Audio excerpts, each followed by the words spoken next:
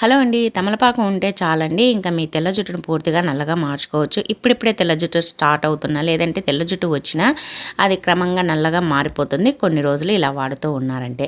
First అయితే తమలపాకులను అయితే తీసుకొని మీ జుట్టు సైజుని బట్టి ఒక 7, 8 లేదంటే ఒక 10 తమలపాకులను అయితే జుట్టు పెద్దగా ఉంటే తీసుకోండి. తర్వాత నీట్గా శుభ్రంగా కడిగేసేసి ఇలా మిక్సీ జార్లోకి వేసి మెత్తగా పేస్ట్ చేయండి. దీని ఫుల్ లాంగ్ వీడియో కావాలంటే కింద ఇస్తాను, లింక్ ఒకసారి చెక్ చేయండి. తర్వాత ఇలా ఒక ప్లేట్లో తీసుకున్న దాన్ని అయితే ఒక దాంట్లో ఇలా రసం పిండేసేయండి, ఇంకొక దాంట్లో అలానే పేస్ట్ అయితే పెట్టేశాను.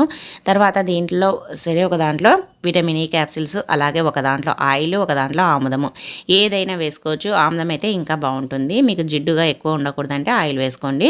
తర్వాత మీరు లిక్విడ్ అయినా పట్టించేసుకోండి, ఇలా ఆకుది పేస్ట్ అయినా పట్టించేసుకోండి. మీకు ఇబ్బంది లేదంటే ఆకు పేస్ట్ అయినా పట్టించేసుకొని ఇలా జుట్టు కుదుళ్ళకి, స్కాల్ఫ్కి మొత్తం జుట్టు అంతా పట్టించారంటే తెల్ల జుట్టు చిన్నగా క్రమంగా నల్లగా మారిపోతుంది. అలాగే జుట్టు రాకుండా, తెల్ల జుట్టు రాకుండా ఉంటుంది. ట్రై చేయండి.